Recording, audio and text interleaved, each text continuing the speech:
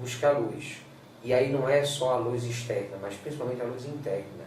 Para que você tenha humildade de dizer ao outro, me ajude para sair da minha escuridão. Eletrodos que curam doenças espirituais, se houvesse, não haveria necessidade do meu trabalho, por exemplo. Mas eles não chegam nem a inibir uma influência de uma energia negativa no sistema nervoso central. Qualquer coisa material não inibe nada espiritual.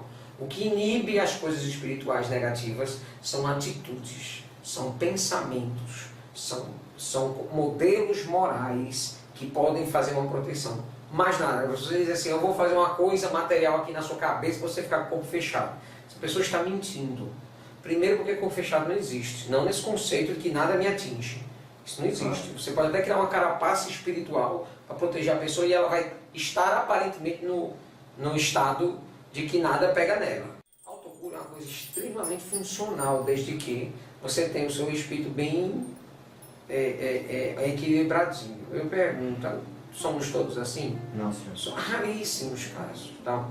A autocura requer um compromisso com a moralidade muito alto, que não é o que a gente vê.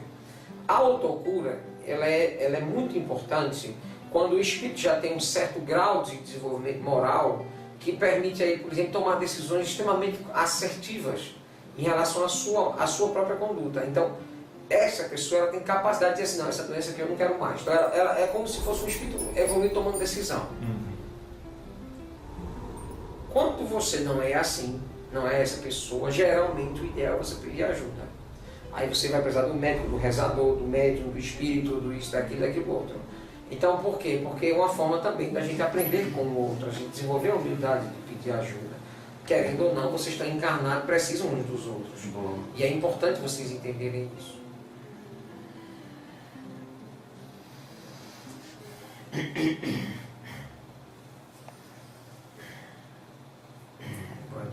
Dr. Fritz, é uma satisfação enorme falar com o senhor novamente. Tudo bem, meu filho? Tudo bem, graças a Deus. Eu não sei por que tanta surpresa, se nós nos falamos constantemente de você estar aqui. Não é surpresa, é satisfação enorme. Satisfação. Alegria, Dr. Fritz, graças a Deus. Ótimo. Oi, Dr. Fritz. Quando a gente acha essa satisfação no trabalho, o trabalho passa a ser uma das maiores alegrias da vida. Sim. Você agora entende um pouco também do que eu sinto. Graças a Deus. Quais são as palavras iniciais para o dia de hoje? Boa noite. Hoje vim de uma forma bem sucinta. Perfeito. Tentar, eu queria inclusive lhe sugerir a opinião de Fátima, não minha. Fátima me deu uma sugestão e eu queria lhe propor. Pronto. Ao final das suas perguntas, nós fazemos um bate-bola, bate-pronto, bate não sei o que. Como é? Bate-pronto. Você sabe o que é um bate-pronto? Um ping-pong. Pronto. Você sabe o que é isso? Sim. Perguntas rápidas, curtas e respostas curtas e rápidas. Isso. Vamos fazer. Quando terminar o seu esqueminha aí. Pronto. Você tem um esqueminha? Tem. Tem algumas questões ainda preparadas, Então vamos lá. Pelas quais a gente tem que passar. Vamos lá. O fluido cósmico universal, ao ser absorvido por um desses centros de força, é metabolizado em fluido o fluido universal, Fluido magnético animal. Isso. O fluido universal, a ser absorvido por um desses centros de forças, é metabolizado em fluido vital e canalizado para todo o organismo com maior ou menor intensidade de acordo com o estado emocional da criatura, irradiando-se posteriormente em seu derredor, formando o que poderíamos chamar de aura psíquica. É isso?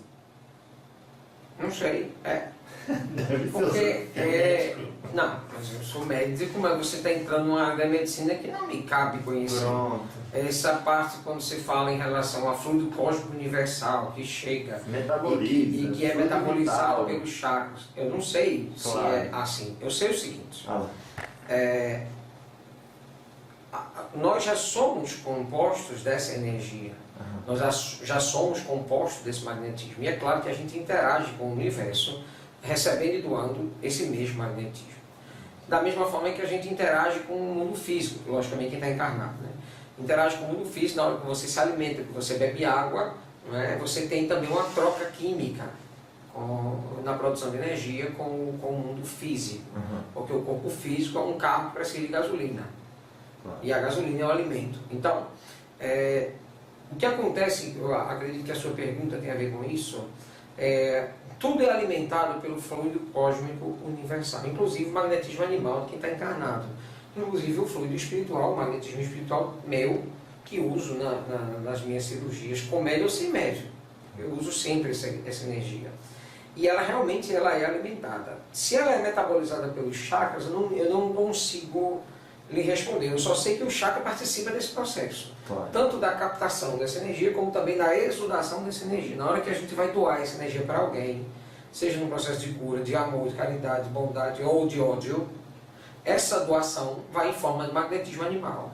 Porque no momento que faz parte da minha alçada espiritual, ou no caso dos encarnados, a alçada do corpo físico, passa a se tornar de fluido cósmico universal, torna-se um fluido magnético animal. E aí ele já sai com essa propriedade. Você entendeu? Agora, os chakras participam ativamente disso, com certeza. De que forma, eu não sei. Quando a gente doa fluido vital para quem está precisando, a gente fica com menos? Não, é como o amor. Quanto mais se doa, mais se tem. Pergunte uma mãe que tem 6 filhos se ela ama menos os últimos 4, porque virou algo comum, ordinário, sei lá. Claro que não, ela continua amando aos 6. Porque o amor parece que é assim, quanto mais você tem, mais você se multiplica. É por isso que Cristo é o que é. Porque o amor do Cristo ele é muito maior do que o que eu sinto por você, do que você sente por mim. O amor dele é muito maior. É tão grande que não importa a quantidade de habitantes que a Terra tem, ele ama todos e se sente responsável por todos. Para você ver o alcance do amor de uma pessoa dessa. Então, o amor ele se multiplica. O magnetismo, o que acontece? O médium que tem processos de magnetismo, eu vou falar agora especificamente dos médios de efeito físico, que são os que eu mais tenho contato por causa do trabalho. Os médios de efeito físico, eles produzem ectoplasma e doam nos processos mediúnicos. Quanto mais ele faz esse processo, mais ectoplasma ele produz. Quanto mais ele faz esse processo, mais energia vital circula através dele. E aí, mais e mais equilibrado esse médium fica. Se você me perguntar qual a melhor ferramenta para o médium se equilibrar, depois do estudo, o trabalho. Das duas, a principal é o trabalho. Mas é bom trabalhar estudando, é bom trabalhar sabendo o que está fazendo. Quantos anos dura um curso de medicina na Terra? 5 anos, 6 anos, 10 anos? Na espiritualidade dura 23. Mas o que me faz o médico que eu sou? Foram os 23 anos estudando, 13 anos estudando, ou foi a minha prática o que eu peguei nesses 13 anos e coloquei em prática? Você entendeu? Então é isso que faz o médium. É isso que faz com que o médium tenha qualidade fluídica. Quanto mais ele doa fluido, mais fluido ele produz. Sim, senhor. Há casos de convulsões. Só falar uma observação que Fátima me orienta agora, e ela tem razão para isso. No entanto, mesmo que quanto mais ele doa, mais ele produz, é óbvio que isso gera uma fadiga.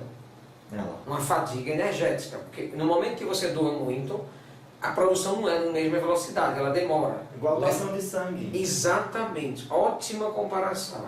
Você doa o sangue, mas você tem que passar um tempo sem doar de novo, até que a medula óssea possa produzir novamente aquela quantidade de sangue e aquele nível de quantidade sanguínea possa se reequilibrar. Certo. É a mesma coisa. Então há uma fadiga. Essa fadiga é rapidamente recuperada. Certo? E ela é mais facilmente recuperada quanto mais a pessoa trabalhar. Então aquele médico que é muito servidor, ele tem uma facilidade maior de recompor essa energia do que aquele médico preguiçoso. Há casos de convulsões que acontecem pela ligação com o tubo raquidiano e a influência magnética de um espírito obsessor? Perdão, há casos de quê? Convulsões. Se há convulsões por causa de vampirização ou processos obsessivos? Isso. Claro. E ligação com o tubo raquidiano? Com certeza.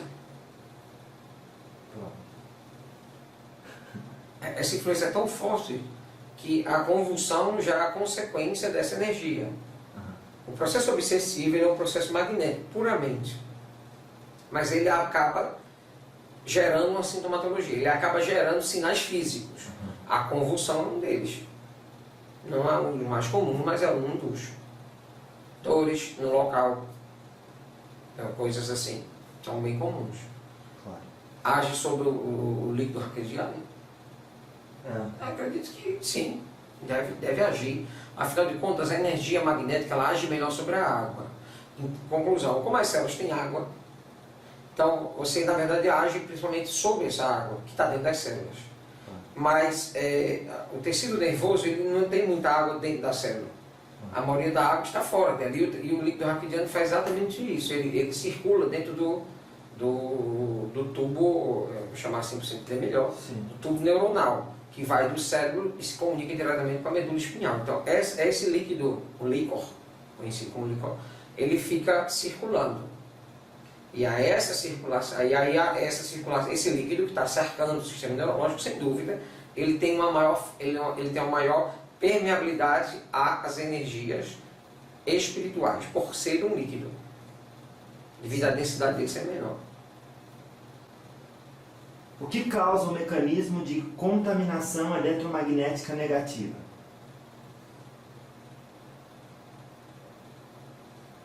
Primeiro eu tenho que entender o que é que essa pessoa que fez essa pergunta entende por contaminação eletromagnética negativa. Eu vou tentar responder primeiro mudando a pergunta, infelizmente. Me perdoe, o autor da pergunta, mas eu tenho que fazer uma pequena modificação. Sim. Talvez a grande preocupação dele seja como fazemos para nos livrar de miasmas? Energias negativas, aquelas energias que se apregoam. Sim. Não é? Primeiro, ele só se apregou se você vibrar da mesma merecê-la.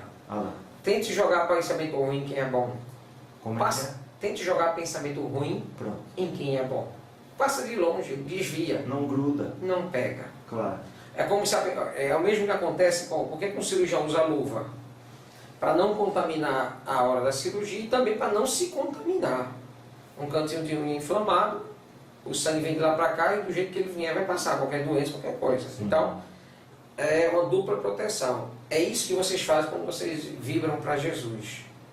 Quando vocês vibram para Jesus, vocês criam ao redor de vocês uma proteção. E aí essas energias negativas, que está chamando de eletromagnética negativa, chegam na pessoa, mas elas não ficam, elas não grudam, elas não têm ligação, mais do que isso, elas não têm conectividade. Aí ela chega, mas ela se esvai. A pessoa pode até sentir um pouco ela, mas imediatamente ela se esvai pelo amor e pela caridade. É o que acontece com a maioria, não. A maioria das vezes, quando essas energias vêm, energias de inveja, pensamento negativo, pensamento negativo às vezes de pessoas que lhe amam, que dizem que lhe amam, essas energias pegam fácil. E aí, por quê? Porque a outra pessoa que está recebendo, ela já é um receptáculo de energia ruim, porque ela também vibra negativo. Então, na mesma hora, há uma conexão, uma sintonia, essa energia fica e ali só o futuro e Deus pode descobrir o que é que pode acontecer. Portanto, os passes magnéticos aplicados em casa espírita, mais comumente em casa espírita, ou as bênçãos aplicadas na igreja católica, ou as bênçãos aplicadas nas igrejas evangélicas, ou o jorei aplicado na igreja messiânica, ou as meditações no budismo, tudo isso ajuda a livrar esses miasmas. Pronto. O senhor acabou de responder também a questão sobre oração e vigilância cura doença? Oração e vigilância oração e vigilância não é que ela cura, ela é uma grande profilaxia à doença. Então você evita algumas doenças. Se eu disser que cura, eu estaria mentindo, porque algumas vezes sim, mas são processos bem raros. A questão é que quando você ora, quando você reza, quando você entra em estado de vibração com Deus, você começa a gerar um magnetismo positivo, e esse magnetismo pode sim desenvolver uma cura. É possível isso. Mas o que geralmente ocorre é que essas pessoas, quando se apresentam doentes, elas precisam de ajuda. Tem uma coisa muito mal compreendida que fala sobre autocura. Autocura é uma coisa extremamente funcional, desde que você tenha o seu espírito bem equilibradinho. Eu pergunto, somos todos assim? Não, senhor. São raríssimos casos. Tá? A autocura requer um compromisso com a moralidade muito alto, que não é o que a gente vê.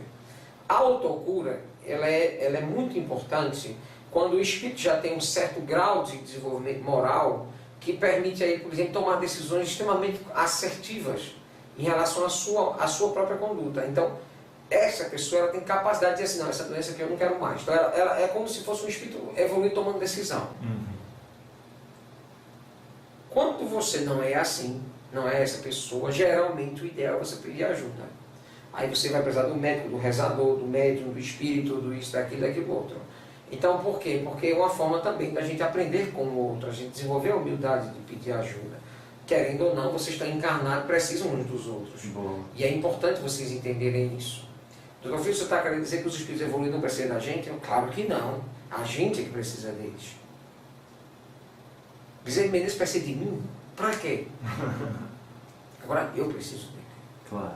Graças a ele eu tenho uma oportunidade de trabalho que eu tenho. Dr. Freitas, o que o senhor acha da atuação dos eletrodos? Onde, encostando onde há uma carga negativa ou influência, a pessoa deve estar com uma dor de cabeça e por conta de ter atraído carga negativa, e essa carga negativa está disparando no sistema nervoso central e causando ali uma dor. Tem como atrair a negatividade com as pilhas, com eletrodos? Esses eletrodos que você considera são físicos ou espirituais? Físico. Não. Pronto, então respondeu. Não, mas me perdoe, eu tenho que fazer uma observação sobre essa pergunta. Pois não. Ele é uma pergunta de uma pessoa que está com a cabeça que ela já não sabe, está confusa, ela já não sabe o que é material e o que é espiritual. Uma coisa espiritual geralmente só se resolve com algo espiritual.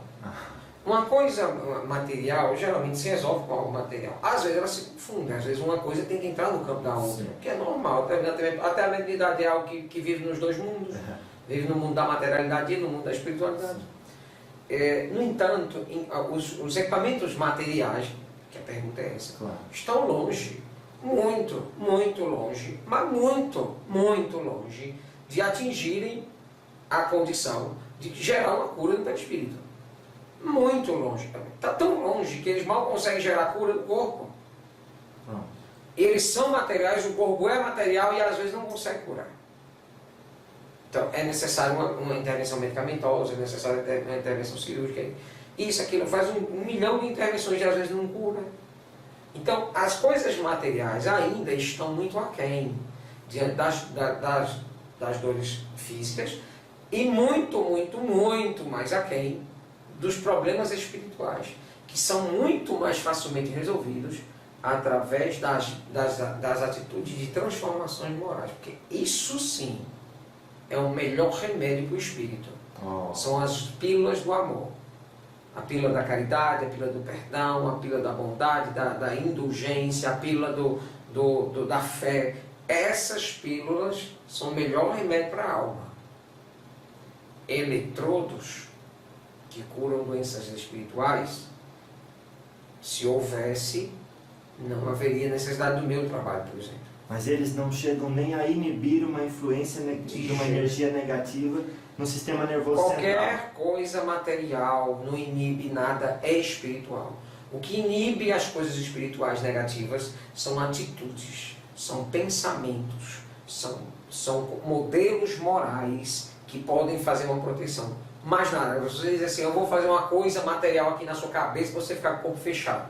Essa pessoa está mentindo. Primeiro porque corpo fechado não existe, não nesse conceito de que nada me atinge. Isso não existe. Você pode até criar uma carapaça espiritual para proteger a pessoa e ela vai estar aparentemente no estado de que nada pega nela. Só que em algum momento essa carapaça, por mais que ela seja revista várias vezes, em algum momento essa carapaça deixa de existir. E aí a peia que está acumulada naqueles anos que você viveu com ela, vem tudo ao mesmo tempo. Aí a pergunta que não quer calar, vale a pena? É mais fácil ter um pouquinho de humildade, pedir ajuda, fazer o que é certo, cuidar da mediunidade, cuidar da sua espiritualização, cuidar da sua transformação ética, moral. Será que isso não é o melhor? Pelo menos é isso que as religiões professam. E eu acho que as religiões estão certas em relação a isso. Claro. As religiões, elas oportunizam a transformação moral. Essa questão eu ouvi um médico, uma médica espiritual incorporada asseverando esta frase como realidade. Sim. Vou pedir o vosso ponto de vista, como médico também. Adorei o que você falou. Ponto de vista. Porque eu não sou dono da porque o senhor fala diferente dela, que ela está errada, né? Exatamente. Pronto. Significa apenas que talvez ela tenha experiência diferente da minha. Ela disse o seguinte: o sexo entre homossexuais, ao ser praticado, soma, aí eu coloquei entre parênteses, piora a condição que aquele espírito veio corrigir para desenvolver, para devolver ao equilíbrio essas energias, a masculina e a feminina, supostamente desvirtuadas em vidas passadas. Entendeu? A colocação da... As colocações que ela fez em relação ao desvirtuamento de posicionamento masculino e feminino de vidas passadas pode até estar correto. Mas para ela ter feito essa observação, provavelmente ela não é homossexual. Sim. Se ela fosse, ela entender que o buraco é muito mais profundo e a questão é muito mais complexa do que uma breve colocação desse nível. As diversas formas de sexo, de sexualidade, ou de expressões da sexualidade, elas ocorrem porque as pessoas precisam passar por experiências. Isso não diminui e nem contribui em absolutamente nada do ponto de vista moral, que é o que a grande questão de estar encarnado é a busca da evolução moral. Então, ser homossexual, ser heterossexual, ser isso ou ser aquilo, ou ter um rótulo ou não ter rótulo nenhum, não define absolutamente nada da moralidade de alguém. Claro. Tem muita gente por aí que é heterossexual, isto é, que é um homem que tem relacionamento com mulher e que são verdadeiras peçonhas sociais. Pessoas que têm um péssimo trato com a sua moralidade, que conduz até mesmo a sua vida sexual de forma doentia e que gera para si e para muita gente um monte de problema. No entanto, a gente tem vários exemplos de pessoas que são homossexuais extremamente corretas, pessoas equilibradas, pessoas de caráter, de bom senso e que têm uma predisposição enorme para o bem e para o amor. Aqui mesmo na Casa da Caridade tem vários trabalhadores voluntários dessa casa que são homossexuais assumidos. E se abstém de sexo? Não. Pronto. De jeito nenhum, porque abster-se de sexo não significa que você está resolvendo alguma coisa. Porque olha só, se você tem um distúrbio sexual, se você tem um vício do álcool, por exemplo, se você parar de passar na frente do bar, você não está resolvendo seu vício. Porque o seu vício ele tem uma conotação moral dentro da sua vida. Você precisa resolver a questão moral que envolve ele. A sua fragilidade moral que faz com que o vício seja uma opção. Mesmo que você pare de beber, que você nunca tenha bebido nessa encarnação, a vontade nunca te deixa. Por quê? Se você realmente não resolver isso moralmente dentro de você. Conclusão, você continua alcoólatra. Então você continua doente, mesmo não bebendo. Então, não praticar sexo como uma oportunidade, como uma forma de dizer assim, não, estou me purificando, comparando para fazer sexo. Essa pessoa pode estar abrindo mão de responsabilidade em relação a si mesma. Ela talvez não tenha feito ainda um processo meditativo para poder perceber se ela realmente nessa encarnação tem o direito de não passar pela sexualidade. Porque isso, para a maioria das pessoas, é uma grande provação. Sim. Então, esse controle é importante. Agora, se esse sexo é óbvio que o sexo homossexual, vamos falar do sexo homossexual masculino. Sim. O sexo homossexual masculino ele requer mais cuidados do que o sexo heterossexual, por vários motivos. Sim. Porque a parte final, o ânus é a parte final do intestino. Nós sabemos que no intestino existe uma grande quantidade de bactérias. Essas relações sexuais elas geram microfissuras na parede intestinal e isso pode ocasionar pequenos processos infecciosos bacterianos que caem na corrente sanguínea, desenvolver alguns tipos de problemas como pericardites bem silenciosas, doenças bem... Entendeu? Então, essa pessoa que quer ter esse tipo de relação, aconselho que ela tenha isso, o faça de forma muito saudável, com muitas precauções. Certo? diferente do aparelho sexual feminino, que é mais bem preparado, foi criado, né, basicamente dessa forma para isso. Então ele tem uma lubrificação, ele tem toda uma questão de posicionamento, de tamanho, que facilita o ato da sexualidade. No entanto, até mesmo esse, em alguns momentos, se for mal conduzida a sexualidade, pode vir a dar problema, como eu já tive vários casos de mulheres com câncer no útero, ou com câncer vaginal, câncer de colo, que é o mais comum, em virtude de problemas sexuais, de HPV e de outras disfunções sexuais e problemas como ela usa essa sexualidade. Então, quer dizer, o como é muito mais importante do que o que. Então, precisamos nos colocar dessa maneira. É esse posicionamento que eu tenho. Não. Eu não desenvolvo a sexualidade. Eu, como espírito, não desenvolvo a sexualidade, apesar de me reconhecer como homem. Claro. Eu sou homem. Isso para mim é claro. Para mim é claro. Não precisa ser claro para você, tem que ser claro para mim. Para mim, eu me reconheço assim. Agora, não uso essa minha condição de homem para, já que não tenho práticas sexuais, me abstive disso completamente. Como espírito. Como espírito, até de pensar nisso. Porque me atrapalharia. Me geraria processos emocionais, me geraria desconfortos, me geraria problemas que eu não quero. Não quero mesmo, é opção minha, não quero. E aí, como eu não estou pronto para lidar com isso agora, nesse momento eu não vou lidar. Quando reencarnar, eu resolvo essas questões. E aí, sei que essa é minha escolha, é apenas uma escolha, como também respeito a sexualidade de todas as pessoas que pensam diferente de mim. E espíritos também. E espíritos também pensam diferente de mim. Então, também tem espíritos que nas suas últimas encarnações que trabalham comigo foram homossexuais. Pessoas idôneas, pessoas honestas, íntegras, pessoas realmente... Como é a palavra que eu estou querendo falar? Deixa eu me lembrar ela. Ajude, Fátima.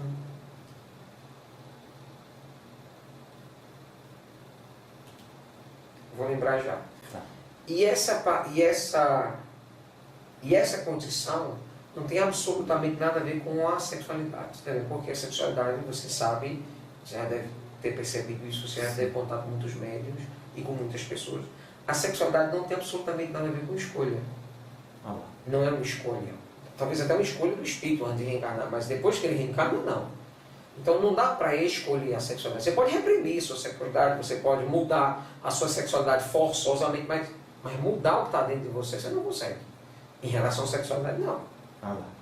Então, você precisa entender. Algumas pessoas optam, alguns homossexuais ou homossexuais, optam em sublimar essa homossexualidade por achar que é um erro. Que façam o que queiram. Não por ser um erro, porque um erro não é. Agora, é a opção da pessoa. Isso ela pode escolher. Agora, escolher a sua orientação sexual, não. Não, porque se fosse escolher, meu filho, não teria homossexual no mundo. Pronto. Concorda? Sim. Você acha que o homossexual vai escolher ser homossexual? Jamais ele escolheria isso. Por quê? Sofrimento, preconceito da própria família, perseguição da sociedade. No Brasil, então. E no Ceará e no Nordeste, onde eu mais trabalho. Aí é que é. Porque o machismo aqui impera. Muito forte. Meu Deus. Tem muitos pacientes meus que dentro da máquina não querem ser atendidos por médica. Nossa. Não quer. A especialista certa está ali do lado dele, ele não quer. Ele quer um homem, quer a mim, ou o Sérgio, ou outro. Sérgio não, porque a médium de Sérgio é uma mulher. Sérgio trabalha por uma mulher. Então, não quer. Ela quer um homem. Aí eu tenho que mandar, às vezes, um espírito feminino por um médium homem, para ele entender que é um homem. O senhor fala da sexualidade, das suas opções de prática ou não prática como espírito, com tanta naturalidade. Por quê? Porque eu sou verdadeiro comigo. Como é que eu não vou ser natural com as minhas opções? As primeiras são tão claras, tão cristalinas. Digo que quem vê e ouve ou está lendo essas linhas agora pode refletir da seguinte forma: mas espírito não faz sexo? Não sei. Faz? A cada um de aprofundar seus conhecimentos. Agora, o que eu sei é o seguinte, que o amor não morre. Pronto. Isso não morre. As relações íntimas de duas pessoas não dizem respeito a absolutamente ninguém. Então, como eu não tenho relação nenhuma, eu não sei se o espírito faz sexo. Agora eu respeito a decisão de qualquer pessoa, seja espírito ou encarnado, de ter ou não sexualidade, ou ter ou não ato sexual. Isso é uma decisão da forma como achar melhor. Claro. Desde que não haja agressão, não haja crime, não haja subjugação, não haja coisas assim, está tudo certo. Então a sua colocação aqui, o sexo entre homossexuais, ao ser praticado, não é o fator que soma a condição que aquele espírito veio corrigir. Nem é uma condição para corrigir, o senhor está dizendo. É uma condição para somar os números de experiências que ele tem. Há algumas coisas a corrigir, exatamente. Claro. Há algumas coisas para ele corrigir, claro que há. Se a pessoa for homossexual, é óbvio que ela vai passar por um intempérie gigantesco de preconceito. Ela vai ser alvo de um enorme preconceito, da família, dos amigos, da sociedade, por aí vai. Então, é óbvio que essa pessoa vem com uma aprovação difícil. Sim. É claro que sim. Claro. Mas daí, ela sublimar essa sexualidade, porque isso é a condição para... se vê o homossexual, que é a relação que ela está fazendo, se vê o homossexual, tem que sublimar. Porque senão você está indo contrário ao processo evolutivo. Não. Piorando a sua condição. Exatamente, tem absolutamente nada a ver com a outra. É como se a homossexualidade fosse um crime espiritual, que a pessoa fosse condenada a ele, vindo homossexual na Terra, para ter que sublimar, para poder provar alguma coisa para alguém. Isso não existe. Isso é um absurdo até. Foi muito bom o senhor esclarecer isso, porque como é um espírito que passa muito conhecimento e tem muita coerência no que fala, e coloca uma frase dessa, fica assim, uau. Mas, meu filho, tudo isso tem a ver com aquilo que eu falei no início, ponto de vista. As pessoas têm ponto de vista diferentes. Ou seja, o senhor sendo médico pode ser perito em tantas áreas e ainda ter uma visão muito curta a respeito de um assunto específico. Óbvio. Claro. Eu falo uma coisa absurda aqui. Mas isso me dá o direito, é o meu direito de ser humano. Como ser humano, tem o direito de falar bobagem.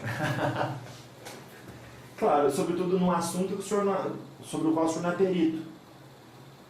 É isso? Exato, não só porque não sou perito, porque eu não tive experiência demais, porque não tem congruência sair da minha boca.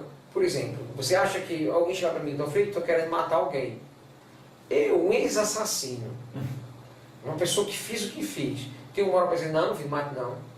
Não, você quer dizer assim, é mesmo, olha, é o seguinte, eu já matei muita gente, tive que me arrepender depois porque deu tudo errado, tudo que eu imaginava que o poder do crime que a gente acha que vai trazer, vem na hora, quando está encarnado. Quando está desencarnado, o sofrimento é tão grande que não vale a pena. Tanto é que eu me arrependi, tanto é que eu não repito. Então, se você quer matar, o problema é seu. Agora eu lhe digo uma coisa, não compensa. Não compense, aí sim eu estou falando por experiência própria. Não compensa. Se você estivesse conversando com um espírito evoluído, que nesse momento você não está, ele diria assim para você, meu filho, desista dessa ideia. Porque isso é um círculo vicioso. Você já foi morto por ele na encarnação, agora vai matar, aí na próxima ele vem e te mata de novo. Então vai ficar nesta perseguição constante? Realmente. Não compensa. Meu filho, busque a luz, busque o perdão. Primeiro, perdoe a você mesmo, porque se para guardar tanto ódio é porque você não se perdoa. E segundo, perdoe o outro, que errou porque é um ser humano que erra. Então, isso seria um espírito evoluído. Agora, se tivesse conversando comigo há 100 anos, eu assim, não atirou ainda por mim. Está com frouxidão. Então, tudo isso é o quê? Ponto de vista. Sim, claro que sim. Ainda, voltando um pouco aqui para a questão do nascimento. Nascimento de quem? O nascimento do espírito num corpo humano. As manchas de nascença, Dr. Fritz, tem qual função para a encarnação e existe com qual finalidade? Às vezes nenhum. Às vezes são acidentes genéticos, acidentes como é que chama? Digestacionais. Não tem absolutamente uma função. Quando é algo significativo, sim. Aí sim, às vezes tem uma função de ensinar a pessoa mais humildade. Depois, se uma pessoa tem uma mancha vermelha no rosto, isso para ela não significa absolutamente nada. Ela não está nem aí. Quer dizer, então ela vive com aquilo ali com muita facilidade. Eu conheço outra que tem uma mancha pequenininha do lado da bochecha e ela já tentou fazer 15 mil cirurgias plásticas e não desaparece. Nossa. Por quê? Porque para ela aquilo é uma tortura. Então, um desses dois está passando bem para a aprovação. Adivinha qual dos dois? Então, às vezes é sim uma provação, às vezes não. São acidentes de percurso normal, uma cicatriz, uma coisa. Nada tão significativo assim. Agora, às vezes, o que acontece muito, talvez essa seja um pouco a pergunta que aqui a gente está respondendo a pergunta, mas também tentando entender o que é que o perguntador quer. Às vezes, manchas perispirituais de outras encarnações vêm para nos dar sinais de humildade. Por exemplo, uma pessoa que desencarnou num tiroteio, um tiro no pescoço, vem com a mancha no pescoço, no local onde morreu, quando levou o tiro que levou ele a óbito na encarnação passada, para que ele tenha mais humildade, para que o espírito possa ter esse discernimento. O encarnado não vai lembrar. Ele não vai lembrar que aquela mancha que ele tem no pescoço foi um tiro que ele levou, ele não vai lembrar isso. Mas aquela mancha que ele tem no pescoço vai fazer ele lembrar que ele é um espírito.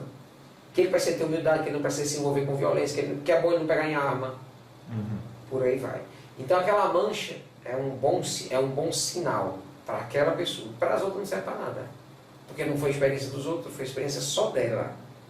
Entendeu? Pronto. Sim, senhor.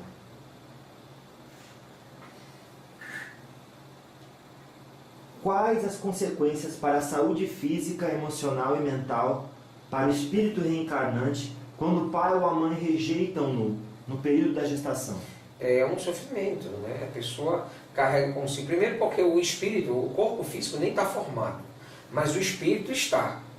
O espírito, ele se apregou na célula do óvulo fecundado, às vezes minutos depois da fecundação, às vezes horas, às vezes 4 horas, às vezes 48, mas geralmente nesse período aí. Então é rapidinho. Então o espírito já está ali. Ele já está ali sentindo as impressões.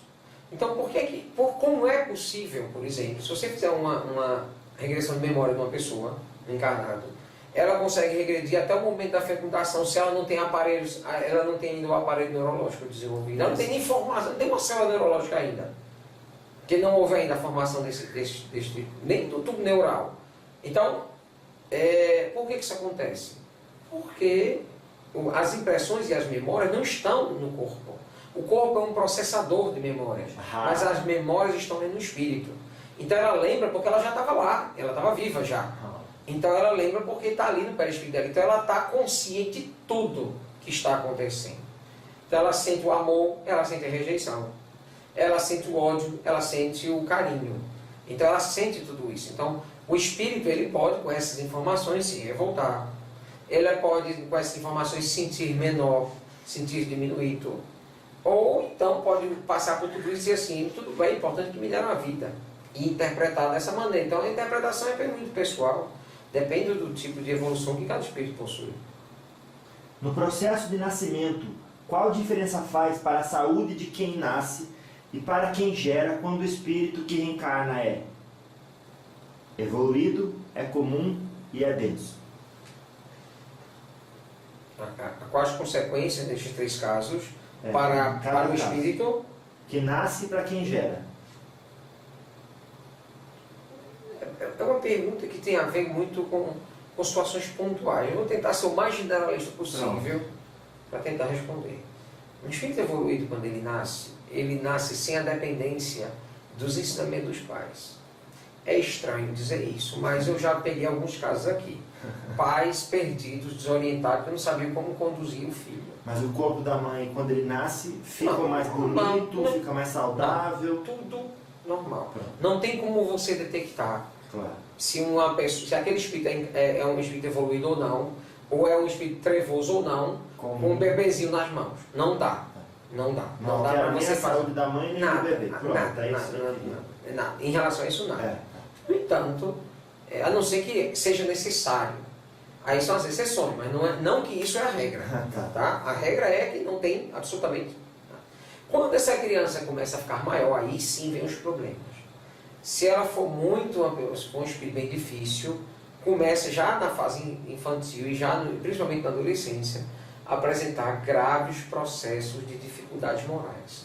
E aí os pais e a mãe, sugestão minha, sejam bem presentes e bem fortes. Quando é o contrário, quando é um espírito bem evoluído, quando a criança já está crescendo, ela já começa a não aceitar os padrões que os pais querem impor. Porque ela já não considera, por exemplo, não adianta você chegar para um espírito evoluído e falar assim, olha meu filho, a coisa mais importante do mundo, quando você for ao colégio, é aprender matemática. Ele vai rir da sua cara, esse espírito. Ele vai olhar para vocês assim, não, o mais importante é o amor próximo. Ele já vem com um programinha que esse padrão da Terra não faz muito a praia dele. Certo. Geralmente espíritos assim, eles tendem mais para o lado das artes, tendem mais para fugir desses padrões Claro. impostos, né? Então esses espíritos mais evoluídos, geralmente aos 8, 9 anos, 10 anos de idade, eles já param de serem educados pelos pais e passam a ser educadores dos pais. Só que a maioria dos pais se revolta. Aí a revolta já não é mais da criança, é dos pais.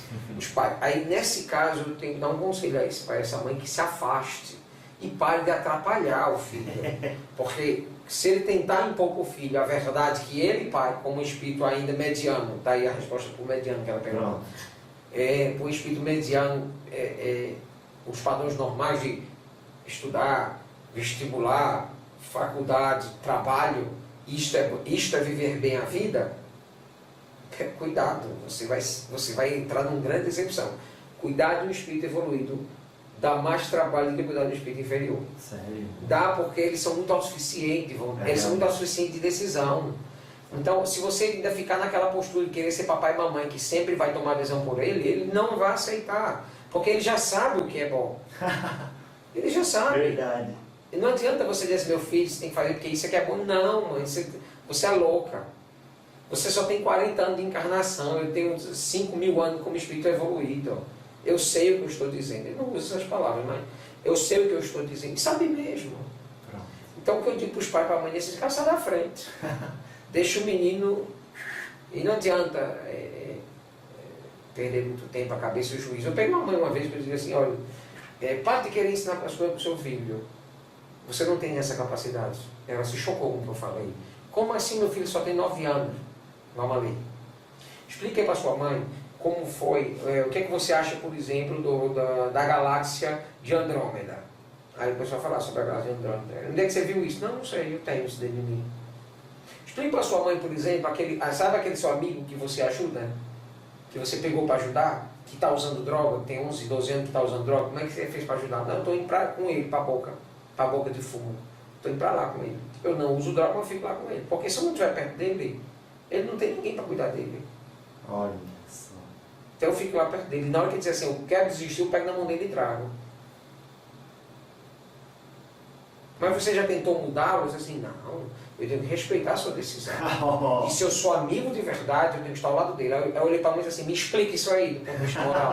Ela ficou calada. Ela não tem capacidade de entender isso. Ela não tem. Eu falei, olha, pare de querer ensinar algo para o seu filho. Se você quiser ter algum relacionamento ainda com o seu filho, ouçam. Porque ele tem muito a lhe ensinar. Aí o menino olhou para mim e falou assim, pois é, mãe, quantas vezes eu já te disse isso? Se fosse um Dr. Fritz reencarnando, como é que seria para as mães? Meu filho, eu vou dizer, coitada da mãe. Porque primeiro, diante da minha ruindade ou da minha capacidade, eu não sou ruim hoje, mas eu tenho uma capacidade latente de fazer o mal. Então por que eu não reencarno? Porque muito provavelmente, quando eu reencarnar, essa predisposição aflore. Pode aflorar. E digo mais, porque a predisposição para o bem, eu ainda estou construindo. Ela é lenta. Eu passei quantas encarnações fazendo mal para nenhuma fazendo bem. Então ainda está uma equação bem desequilibrada. Então tenho que ir devagar comigo. Eu sei das minhas limitações. E aí o que acontece? Aí tem um esquecimento. É um perigo. É terrível. O esquecimento das vidas passadas é um perigo para um espírito como eu, revoltado como eu sou. E do período entre vidas também, né? O esquecimento. Exato. Aí o que acontece? Eu chego na encarnação, sem lembrar de nada, e me boto isso aqui de poder na mão, eu domino o mundo. Então eu vou nascer sem braço, sem perna, doente mental, alguma coisa do tipo. Porque essa é a única forma de me controlar. Ou ter pais e mães realmente ríspidos. Porque eu seria uma pessoa extremamente problemática. E no caso do Dr. Mauro? Não ser evoluído, no meu caso é outro. Como é que seriam os pais do Dr. Mauro? Os pais de Mauro? Eu não sei. Eu não sei porque os pais de Mauro estão reagindo a ele, não. Mas o senhor, você acha que ele vai mais para o tipo comum, para o tipo evoluído ou denso? Com certeza Mauro caminha para os espíritos mais evoluídos. Então é aquele independente. Não com esse grau de evolução. Porque eu quero dar um exemplo bem absurdo, né? Então não com esse grau, mas de apontar de papai para a mãe com 4, 5 anos de idade, olhar e dizer assim, você está errado. Claro. Como assim eu estou errado? Você está errado. Porque você falou uma coisa e fez outra. Você não tem vergonha não na cara? Coisas assim, entendeu? Então, pai e mamãe ouvir um negócio desde uma criança de 4 anos é bem difícil. Agora só abrindo um parênteses para as pessoas que vão começar a usar essa desculpa, aí eu sou independente, não escuto os outros, porque o Dr. Fritz falou que é evoluído quando age assim. Não, eu não disse isso. Eu disse que em alguns casos é assim que acontece, principalmente quando o espírito é muito evoluído. Porque um espírito muito evoluído, ele não é revoltado, ele é manso. O espírito muito evoluído, ele, por exemplo, ele diz assim, eu acompanho meu amigo que vai para as drogas. Mas eu não vou usar. Eu não estou fazendo isso com raiva, nem com revolta, nem não, eu estou querendo fazer isso para poder ficar perto dele. Os espíritos evoluídos têm uma tendência a se aproximar de quem sofre e ficar perto. Porque é aquele ditado que o Cristo falou, que somente os doentes têm necessidade de médico. Os sãos não têm. Então, eles vão se aproximar de quem sofre. Se o pai e a mãe estão bem, não vai estar nem aí. Até mesmo que o conceito pai e mãe para um espírito evoluído não existe. Todos somos irmãos, então ele já está nesse conceito. Todos são meus pais, todos são minha mãe, todos têm algo que me ensinar. Esse aqui foi apenas o meu gerador biológico. Eita. Você acha o quê? Que Maria ensinou alguma coisa para Jesus? Eu até acredito que Maria, pelo respeito que eu tenho a ela, eu tenho certeza que Maria foi um espírito boníssimo do ponto de vista de proteger o Cristo, mas não de orientá-lo. Claro. Impossível. Como vou orientar o espírito mais evoluído do mundo? Não, ele foi o guia dela. Pronto. Vamos colocar as coisas nos seus devidos lugares. Sim. Dr. Fritz, como o aborto influencia a saúde de quem o incentivou e de quem aceitou e de quem fez na próxima encarnação? Bom, a repercussão do aborto, nós estamos falando de um crime, de um assassinato. A repercussão do aborto é em todos que estão envolvidos. Todos. No pai, na mãe, em quem deu a ideia, quem ajudou, quem financiou e o taxista que levou a clínica de aborto. Todo mundo é criminoso. É lógico. Se ele sabe que está indo para a clínica de aborto, ele é conivente com o crime. Você dá carona para um amigo que vai assaltar um banco? Não. Por quê? Eu vou ali matar alguém, me dá uma carona? Não. Você vai dar carona? Não. Então por quê? Você não vai ser cúmplice de um crime. Entendi. Isso é cúmplice. Claro. Ele é cúmplice. Então, até ele é chamado. Vem cá. Você sabe nesse dia que fulano estava indo para uma clínica de aborto para abortar? Não sabia. Então pode ir embora que você não é cúmplice desse assassinato. Então, todos que estão envolvidos são cúmplices. Qual a repercussão que isso traz? Péssimas repercussões. Primeiro, porque isso mancha o perispírito de qualquer pessoa. Qualquer crime. Todos envolvidos. Não, principalmente mãe e pai. Claro. Qualquer crime mancha um perispírito de alguém. Um assassinato, um aborto, seja um infanticídio, um latrocínio, qualquer coisa desse tipo, qualquer crime envolve culpa, envolve pena, envolve dolo, envolve dor. Né? Por isso a pessoa vai sofrer consequências graves. Mulheres, por exemplo, enfermeiras que fazem aborto. Eu já peguei um caso uma vez de uma enfermeira que tinha feito participar de mais de 50 abortos.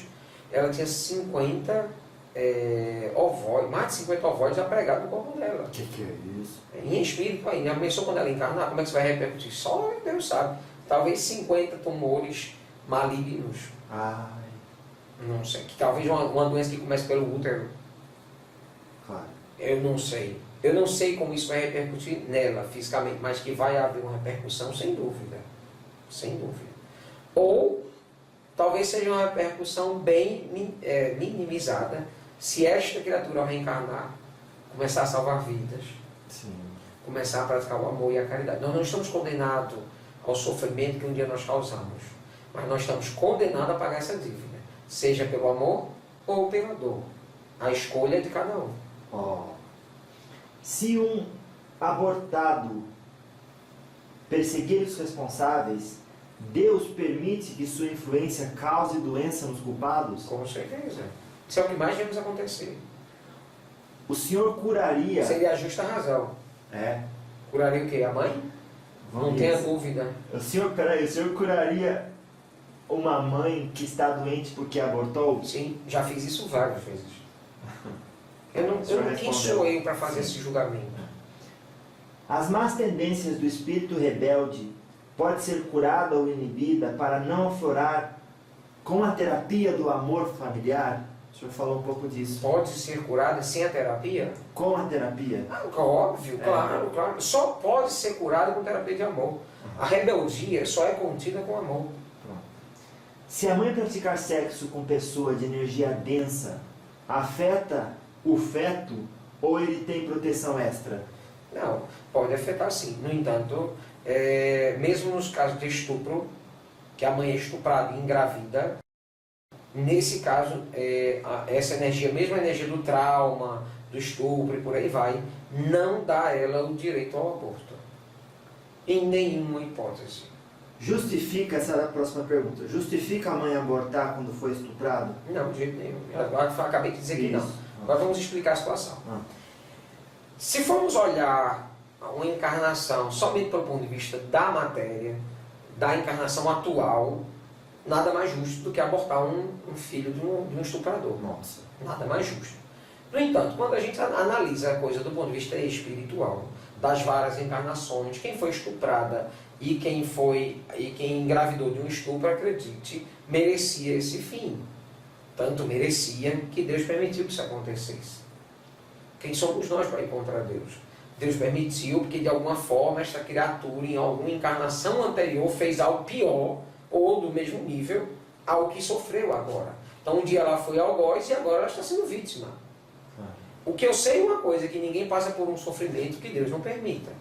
Então se Deus permitiu é porque está havendo aí uma justiça. Se está havendo justiça e a lei de reencarnações prova que nós podemos até esquecer o mal feito, mas um dia ele volta para nós, nos faz acreditar e garantir que o melhor é manter essa gestação.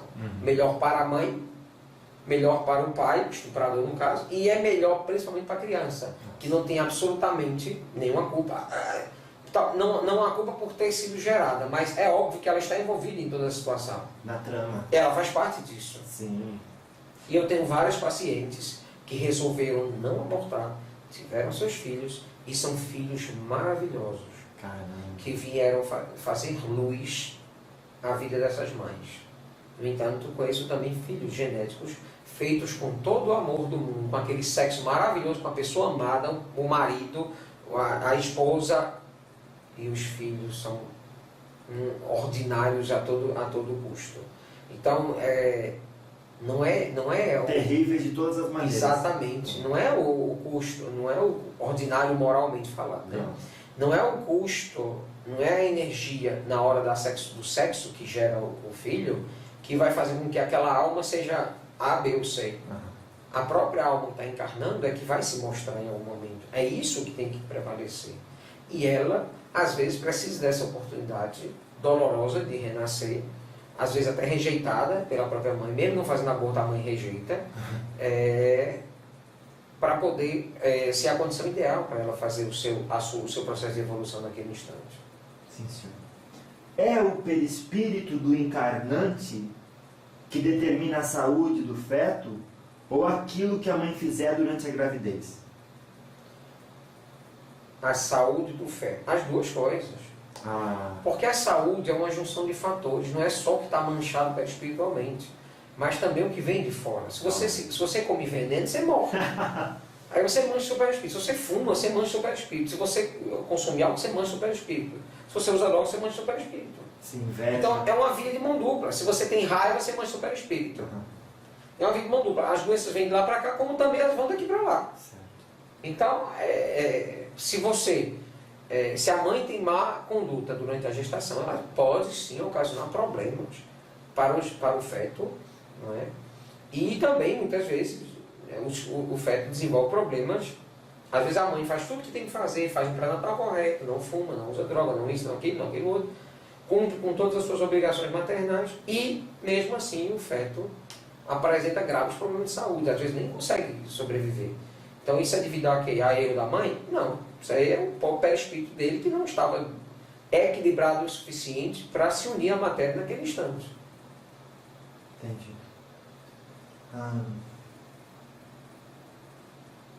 qual o benefício para a manutenção da saúde, ou prevenção de desequilíbrios, o entendimento do que seja anjo da guarda e da força da oração?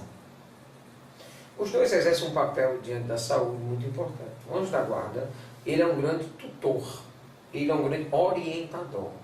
E para por aí. Então, ele não vai fazer nada no seu lugar. Isso é um erro absurdo que as pessoas costumam dizer. Eu não vou nem estudar para a prova, vou me sentar lá, o anjo da guarda vem e faz no meu lugar. A vida seria muito fácil e desonesta a vida seria muito desonesta se fosse assim. Então, a função do anjo da guarda não é isso. A função do anjo da guarda é de orientar, é dar energia de ânimo, é dar força, é vibrar com você, é dar para você condições energéticas ou psicológicas para que você saiba o caminho melhor para seguir. Isso não significa, isso pode influenciar na sua saúde, sim, mas não de forma direta. Ele não pode evitar que você adoeça, principalmente aquelas doenças crônicas que você vai precisar ter para aprender alguma coisa. Na condição de espírito desencarnado, o senhor sabe a diferença entre anjo de guarda e guia espiritual? Sim. O anjo da guarda é o responsável pela sua encarnação. É aquele espírito designado para cuidar de você a vida inteira. Ele não fica 24 horas com você, porque ele também é óbvio, né? Não faz sentido. Não é um espírito humano, não. Sim, é. É um espírito humano. Claro. E ele fica ali responsável por você, na maior parte do tempo ali, cuidando de você, com atenção em você. É como uma mãe que cuida de um filho de 1 ano. Ela fica 24 horas do lado do filho? Não, mas o menino está aprendendo a andar, então você tem, deixa ali num local mais ou menos seguro, mas você tem que ir lá de vez em quando ver como é que está. Então, o anjo da guarda é isso. O guia espiritual ele tem a ver com missão. Eu sou teu guia para essa missão aqui, ó. Nada tem a ver com a tua paternidade, com a tua família, com nada disso, não. Minha função é só vir aqui te guiar nessa missão. Entendi. Vou dar um exemplo disso. Emmanuel, que era aquele padre, né, que foi o guia do seu Chico. Então, o que ele fazia? Ele orientava ele na missão. Foi quando ele chegou aos 17 anos de idade do médium, fazia, pronto, agora eu estou aqui. Antes eu não estava. Ele não era anjo da guarda. Minha função agora é guiar você em relação à sua missão, como médium. Pronto, a missão dele especificamente era essa. E mais nada. Ele não podia chegar para dar notícia da vida pessoal dele. Ele não podia chegar para dizer assim, olha, faça tal coisa com a sua sexualidade. Ele não podia tomar essa decisão, nem dar recado. Entendi. Nesse sentido. Podia apenas orientar, dar orientações quanto à conduta mediúnica, quanto à conduta moral que envolve a mediunidade e o seu convívio. E ajudar aquele médium para aguentar firme, certo, durante o processo da missão. Então, essa foi a função dele, como guia. Isso, guia. Entendi. Não sou guia de Roberto. Não. E nem o anjo da guarda, muito menos. Porque para isso precisaria ser porque um guia espiritual, ele não precisa necessariamente ser um espírito evoluidíssimo. Ele pode ser um espírito que tem bastante conhecimento. Eu poderia ser um guia espiritual de um médium que faria cirurgia espiritual. Poderia ser, mas não sou. Para isso eu tenho Elias. Elias é o anjo da guarda de Roberto. E também, como é médico, ele também serve como um guia para os trabalhos da cirurgia espiritual. Aí tem outro que guia a comunicação de Roberto. Ele dá palestra, ele fala em nome da Casa Caridade, ele fala em meu nome. Ele fala, então eu tenho que ter um espírito ali para cuidar dele, para guiá-lo nesse sentido. Nas entrevistas, na televisão, esse tipo de coisa. Nossa. E aí tem esse outro espírito aqui que é responsável pela conduta moral. É o guia moral do médium. Por quê? Porque ele representa uma missão. Então ele tem que ter ali, que é Joaquim, que vai ali, ó. Joaquim vai ali pertinho para manter Roberto na linha da humildade.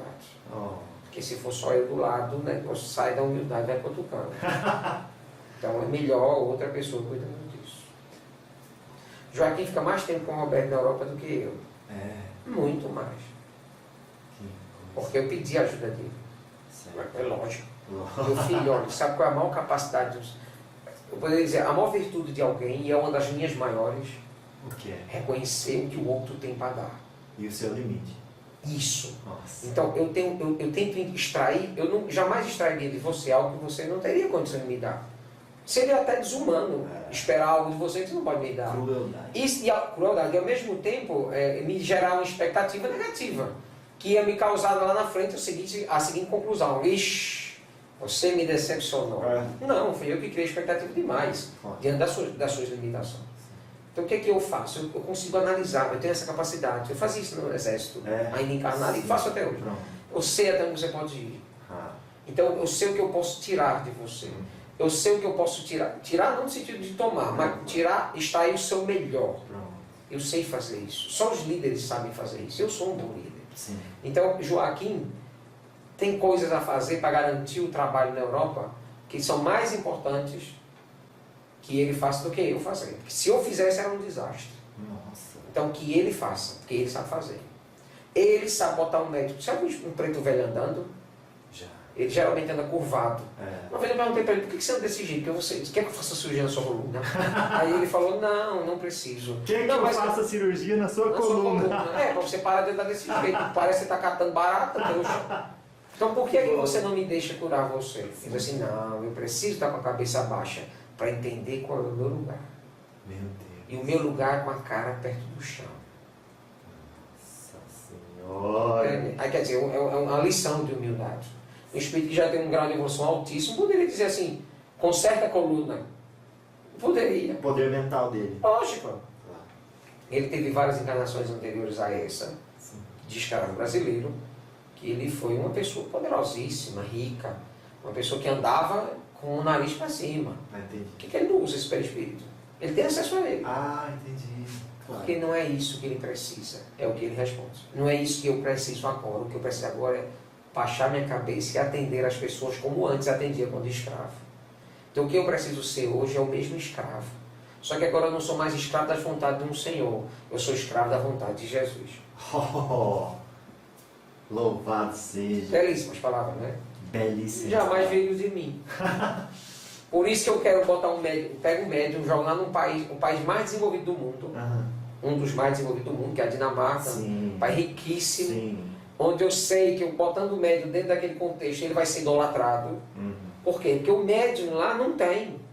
Os que estão lá, que são médiums, usam a mediunidade para ganhar dinheiro. Claro. Eles não têm aquela ideologia da... Não que eu estou achando errado, eu acho que cada um faz o que acha certo. Que é. Mas eles não têm aquela ideologia de transformar a humanidade num ato de amor. Sim. Não tem. Então quando você chega e diz assim: não é nada, chega com um europeu e ainda com um dinamarquês, diz assim: não, o que eu faço não custa nada.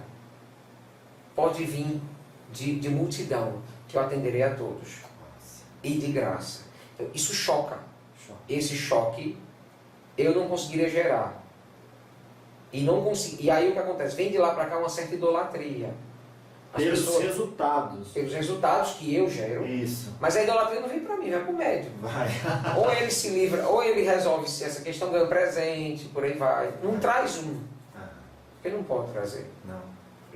Ele foi a orientação que o Joaquim deu. Pronto. Aí ele de vez em quando chega no ouvido de Roberto, quando o Roberto está muito inchado, parece um sapo. Aí ele chega no ouvido de Roberto e diz assim: meu filho, você lembra o que você veio fazer aqui? Daquele jeitinho dele, falando errado, né? Lembra. O que foi que você veio fazer aqui? Aí ele diz assim: uai, eu vim aqui para o Dr. Fritz fazer isso. Exatamente, você veio aqui porque Fritz veio para cá fazer uma coisa, você veio aqui fazer nada. Então, como você não é nada, baixa sua bola. Eita. Aí ele tem aquele choque, Realmente. desinfla o ego. Se fosse eu, pode receber todos os elogios e presentes que você recebe, porque eu sei que são para mim. Quer dizer, ia atrapalhar a carreira do médium. Realmente. Você deve estar pensando assim: que espírito desajuizado, né? Não. Para algumas coisas são. Sim. Por isso preciso de alguém como Joaquim perto. Nossa. O senhor tem o Dr. Bezerra e pai Joaquim. Joaquim Bezerra Menezes, ele não está muito perto. Entendi.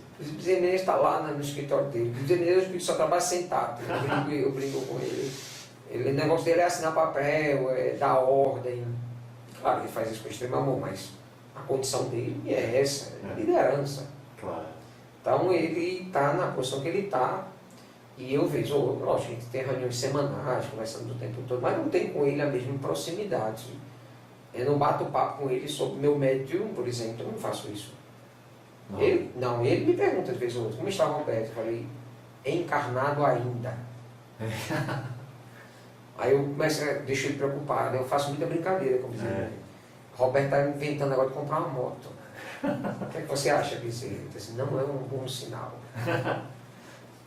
É brincadeira, é mentira. Eu tenho que desmentir logo depois, senão ele acredita em tudo que eu digo. Claro.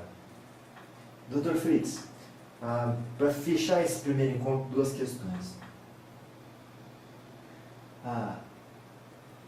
Tem como um obsessor se ligar a e estragar um determinado órgão do corpo humano do encarnado? É possível. O órgão que eles mais tentam estragar é o seu cérebro, perturbando a sua cabeça, o seu juízo e a sua paz. Mas é possível. Essa não... Vou perguntar. Um obsessor tem como mudar a rotação de um chakra ou glândula pela função? Exatamente, tem sim. Tem. Acontece o tempo todo. Eu conheci uma pessoa, por exemplo, que não conseguia engravidar porque tinha um obsessor perto dela. Ela não ovulava. Nossa. Os hormônios dela, toda hora que chegava perto da ovulação, baixavam radicalmente e ela não ovulava. Era um obsessor. Mudava o funcionamento glandular dela, das glândulas, dos ovários. Ela não ovulava. Meu Deus. Porque o espírito não queria que ela engravidasse. Aí eu chamei o espírito para conversar. Por que você não deixou ele ajudar? Passa um mês comigo. Nesse um mês a mulher engravidou. Agora venha cá. Aí eu botei ele para ser o espírito reencarnante. Boa. O senhor, já que o senhor abriu essa ideia, o senhor acredita que quando um espírito é designado para determinado corpo e outro espírito se aproxima, querendo reencarnar de todo jeito, ele, obviamente, ele não consegue entrar porque aquele corpo está designado para aquele espírito. Claro. Mas a unicidade espiritual, ela é uma regra divina que não pode ser quebrada jamais. O que é uma regra divina? A unicidade espiritual. Dentro de um corpo só habita um espírito. Só. Um espírito apenas. E só. Os espíritos podem até influenciar você, mas habitar o corpo, não. Mas como não está totalmente ligado ainda ao feto, não tem como ele cortar aquela ligação? Ele atrapalha o processo de ligação daquele espírito com aquele corpo, mas ele não pode tomar o lugar do outro. Não pode. De jeito nenhum. Não há compatibilidade, porque a genética daquele corpo que está ali só encaixa naquele perispírito ali, designado por Deus. Matematicamente. Matematicamente, é impossível. Pronto. Sai daí, quem vai encarnar sou eu. É impossível. Na hora o feto morre. Existem estas tentativas? Existem. Não, eles tentam tudo. Eles tentam tudo? Tudo. Eles tentam tudo. Não dava no passado, mas agora talvez dê. Vamos tentar de novo, aí eles tentam de novo. Então o senhor está dizendo que não são espíritos desorientados que fazem isso? De jeito nenhum. Extremamente inteligente, conhecedor de genética. Eles alteram. Quando eles encarnam um deles, vamos encarnar um deles. Aí ele pega 2 ou 3 na Terra que são da mesma qualidade, da mesma gangue, que está encarnado, bota para ter relação sexual e reencarna a criatura que faz parte da turma. Sim. Eles fazem isso. Entendi. Aí quando ele vai com modificação genética, ele faz modificação genética para a criatura ser pior. Claro. Mas o senhor está dizendo que... Porque eu entendi assim, quando vai encarnar, todo mundo de qualquer canto tem que passar pelas ordens da luz que cuida do processo reencarnatório. Porque tem toda a vida daquele espírito. A luz permite o erro. O erro é achar que a luz sempre vai barrar o erro.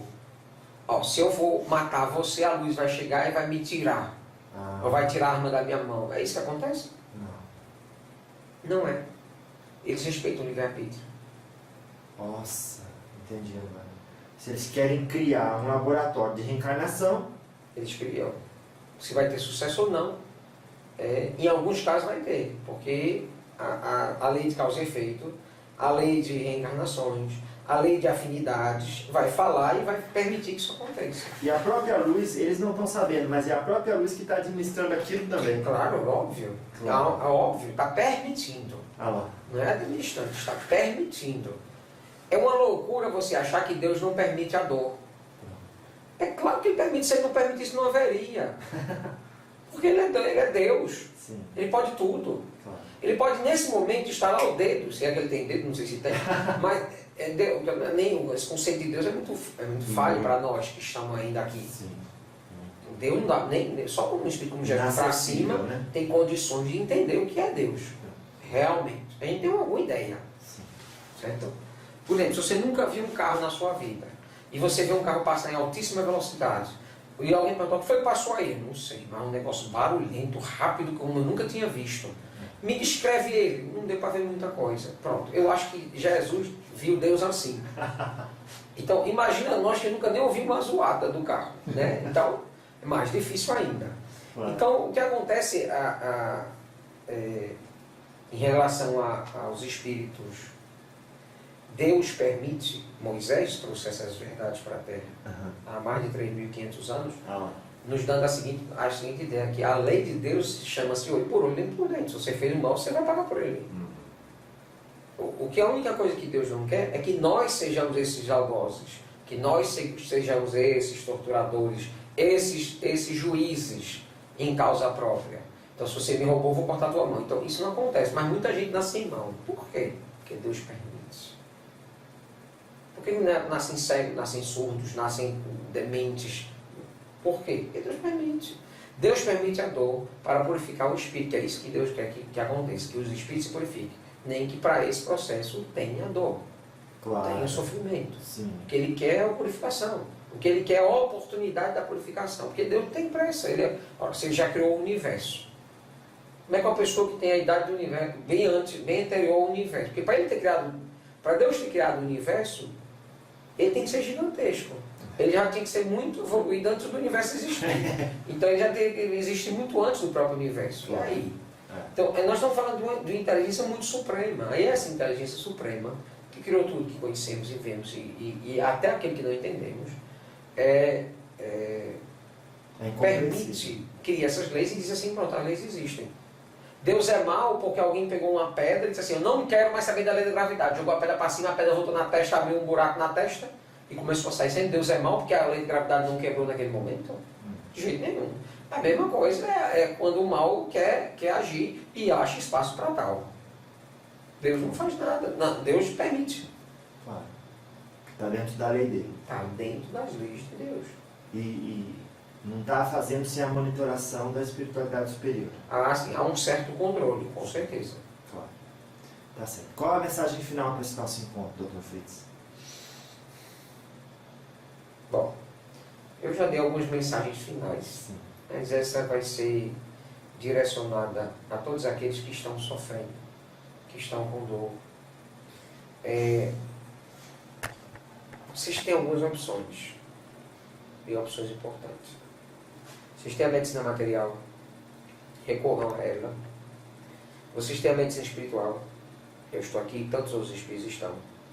Recorram às religiões, porque as religiões são ótimos ambientes de se falar e de se religar a Deus. Recorram à sua espiritualidade, seja ela qual for, seja ela de que forma você a compreende. Porque se você vive no mundo material, materialmente, você está fadado até uma encarnação de fracasso. Se você vive no mundo material, sem a ilusão da matéria, mas entendendo que mesmo vivendo no mundo material, existe algo espiritual a ser cultivado no seu coração, você está fadado, olha bem a palavra, fadado ao sucesso reencarnatório. Então, busque ajuda, sempre, independente de que dor você esteja sentindo, independente de que momento ou processo você está passando. Busque a luz. E aí não é só a luz externa, mas principalmente a luz interna, para que você tenha humildade de dizer ao outro, me ajude para sair da minha escuridão. Que Deus abençoe vocês. Que assim seja. A autocura é uma coisa extremamente funcional, desde que você tenha o seu espírito bem equilibradinho. Eu pergunto, somos todos assim? Não, senhor. São raríssimos casos. Então, a autocura requer um compromisso com a moralidade muito alto, que não é o que a gente vê. A autocura, ela é muito importante quando o espírito já tem um certo grau de desenvolvimento moral que permite a ele, por exemplo, tomar decisões extremamente assertivas em relação à sua própria conduta. Então, essa pessoa ela tem capacidade de dizer assim, não, essa doença aqui eu não quero mais. Então, ela é como se fosse um espírito evoluído tomando decisão. Quando você não é assim, não é essa pessoa, geralmente o ideal é você pedir ajuda. Aí você vai precisar do médico, do rezador, do médium, do espírito, do isso, daquilo outro. Então, por quê? Porque é uma forma também da gente aprender com o outro, a gente desenvolver a humildade de pedir ajuda.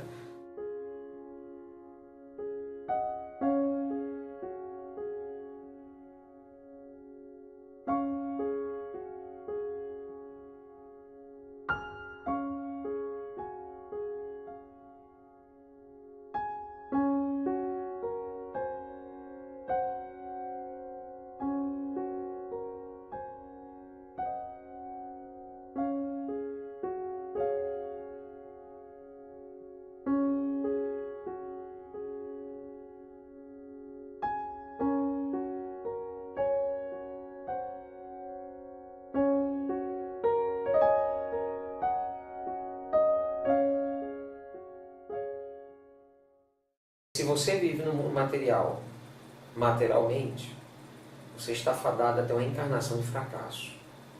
Se você vive no mundo material, sem a ilusão da matéria, mas entendendo que mesmo vivendo no mundo material, existe algo espiritual a ser cultivado no seu coração, você está fadado, olha bem a palavra, fadado ao sucesso reencarnatório. Busca a luz. E aí não é só a luz externa, mas principalmente a luz interna, para que você tenha humildade de dizer ao outro, me ajude para sair da minha escuridão.